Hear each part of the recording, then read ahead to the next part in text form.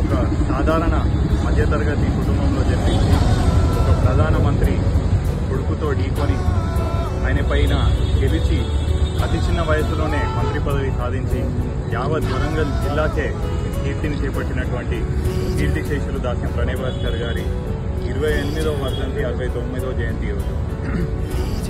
మీ అందరికీ తెలుసు, అప్పట్లో హనుమకొండ నియోజకవర్గం విస్తీర్ణం ఎంత పెద్దది.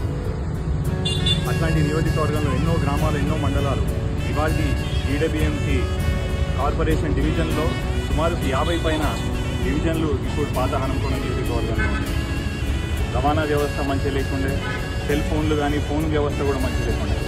కానీ అన్నా అంటే నేను ఉన్నా అంటూ ప్రతి గడపని దట్టి ప్రతి కుటుంబంలో కూడా ఒక చెరగని ముద్రని వేసినటువంటి దాస్యం ప్రణయ్ భాస్కర్ గారి జయంతి వర్ధంతి కార్యక్రమము ఘనంగా నిర్వహించుకోవడం ప్రతి ఏటా చాలా సంతోషం అనలేము, కానీ గర్వంగా అనిపిస్తుంది ఆయన తనయుని కాబట్టి.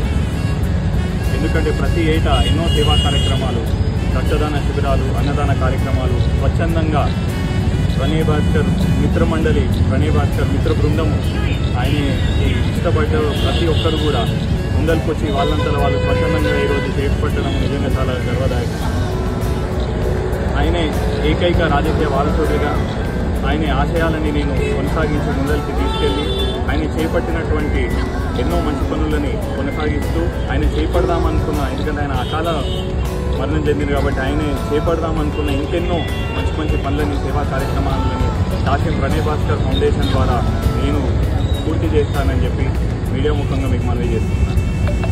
అట్లనే మళ్ళొక్కసారి కూడా మీకు గుర్తు చేద్దామనుకున్న మలిదశ ఉద్యమ స్ఫూర్తిదాయకులు దాస్యం ప్రణయ్ భాస్కర్ గారు. ఇది వరకు ముఖ్యమంత్రిగా ఉన్నటువంటి కేసీఆర్ గారు, ప్రస్తుత ముఖ్యమంత్రి రేవంత్ రెడ్డి గారు కూడా ఎన్నోసార్లు మాకు మలిదశ ఉద్యమ స్ఫూర్తిదాయకులు ప్రణయ్ భాస్కర్ గారు అని చెప్పి కొనియాడారు. ఆయన అసెంబ్లీలో ఆ రోజు గర్జించి గడ్డి తునగతో సమానం నాకు ఎమ్మెల్యే పదవి అని చెప్పి రాజీనామా చేయడమే మాకు కూడా ఈ రాజీనామాలు కొనసాగించే స్ఫూర్తిని అందించింది అని చెప్పి ఇదివరకు ముఖ్యమంత్రి కేసీఆర్ గారు కూడా చాలాసార్లు కొనియాడారు. కాబట్టి అదే స్ఫూర్తితోటి నేను కూడా ఆయన రాజకీయ వారసత్వాన్ని కొనసాగిస్తానని చెప్పి ఆయన ఆశయ బాటల్లో ఆయన